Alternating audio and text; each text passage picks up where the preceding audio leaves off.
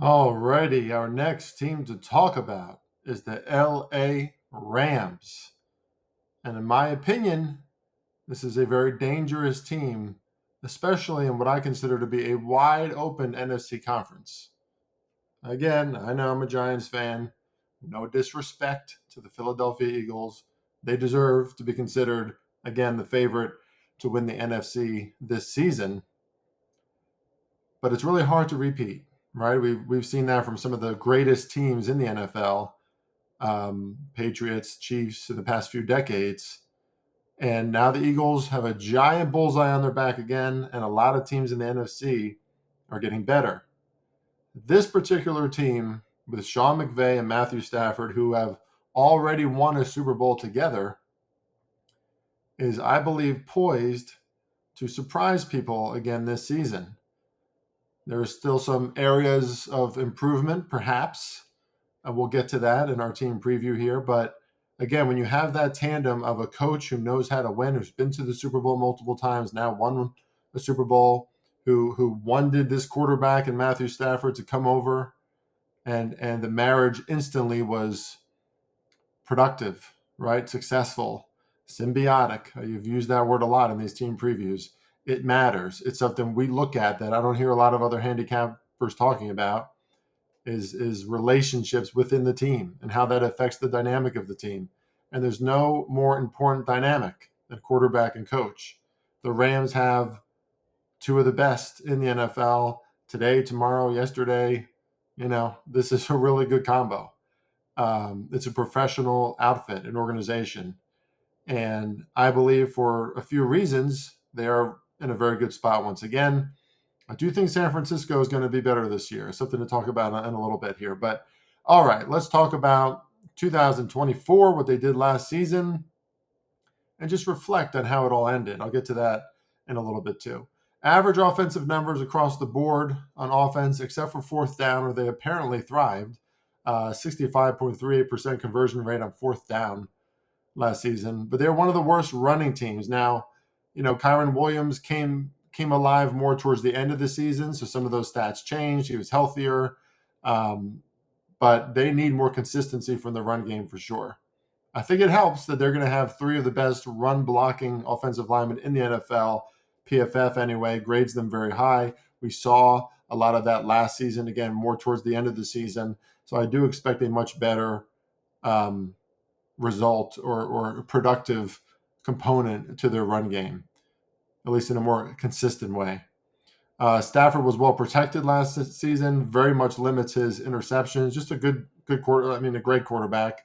In my opinion, still the best quarterback in the NFC. And I know a lot of people are going to, bat their eyes at that.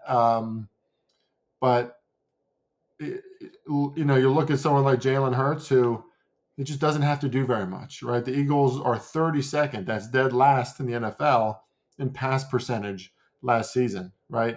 This team relies on Matthew Stafford, and it works, right? The guy can make any throw. I know he's not in his prime anymore necessarily, but you wouldn't know it from the way the ball comes out of his hand. This is an offense that can be even better. The passing game was kind of average last year in a lot of ways.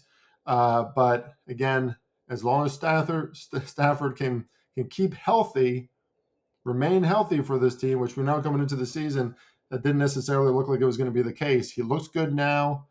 They procured a great deal for him, which they saved $10 million. Stafford was offered $10 million more from the Raiders, still decided to come back with the Rams. Very smart decision for him. Smart decision for the Rams to kind of let him see what was out there and realize that this is the best fit. And of course, he comes back with Puka Nacua, who's the real deal at wide receiver. Guy can catch anything. And now they have Davante Adams, who at 32 years old is not quite the same Davante Adams maybe we saw 5-6 years ago. But in my opinion, he's still a bona fide wide receiver one, who'll probably be wide receiver two. In this roster with Puka Nacua, they still have Tutu Atwell, questionable paying him $10 million. But this is an offense with tremendously high upside. Again, protected Stafford well last season. Their run blocking got really better as the season went on, and Kyron Williams got better as the season went on. So a lot of momentum coming into this season. Defense is growing, still needs improvement in some areas. Exceptional on fourth downs and in the red zone. Lots of sacks. They were fourth overall in sack rate. Uh, Poor against the run, though. They need to do better against the run. 4.9 yards per carry allowed. That's 29th in the NFL last season. Now, first-year interior defender Brandon Fisk, he generated pressure on 13.2% of pass plays, which ranked fifth at the position. So they have some really good young talent on this defensive line, especially Jared Verse. I think everybody knows about him by now. Just an absolute animal of a player there in their front seven. He's the real deal. He's not going anywhere. They also brought in Poona Ford, a very good interior defensive lineman. So that front seven is only getting better. They did add a lot of depth and young talent on all levels of defense in the draft. We'll see how that plays out. Secondary, kind of up and down. They're better than advertised, better than I thought they were going to be, but still not an elite unit by any means. So if this team gets caught behind, they can still come back, but they don't want to be in that position, right? They want to control the game. And in too many games, we saw the Rams were kind of fighting back and forth, not controlling the game in the way that they would have liked, in the way that an elite team does. Their schedule this season, they face the AFC South.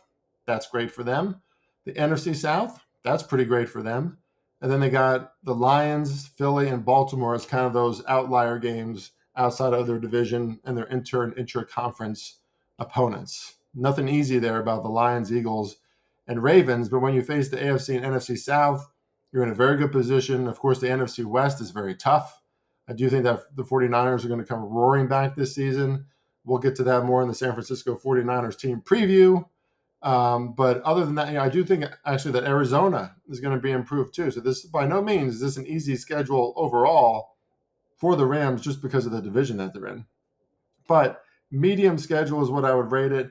Easier than most, I would say. And I'm also higher on the Rams than many people. So looking at the win total at 9.5, it's very juiced to the over. Even at sharp books like Bet Online, we're seeing juice to the over on that one. And I do have to agree with that. I'm not pulling the trigger just yet, but I see them getting to 10 wins. And again, because of San Francisco, Arizona's improvement, Matthew Stafford's shaky injury concerns, I do have a few concerns. But if everything works out, which is not asking for much, right? Stafford just has to stay healthy. They have to beat the teams that they should beat.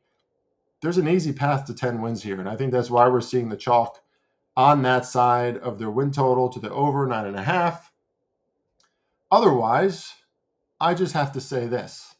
Let's remember the way this team ended their season in 2024. They outplayed the Eagles. They get to the playoffs. They're in the divisional round. Stafford throws for well over 300 yards. I don't think Jalen Hurts even got to 200 yards.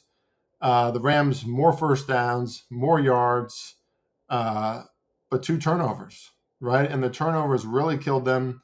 Of course, it's not easy to play. I mean, that was at Philly, right? So it's not easy to play at Philly either, especially when they are turning over the ball and making mistakes. But I give this team a rating of 83. And if you look at the way they ended their season in 2024, they beat the Eagles. This is a very live team to keep going. And they did feel, especially on defense, that they were a little too young to get to that point yet.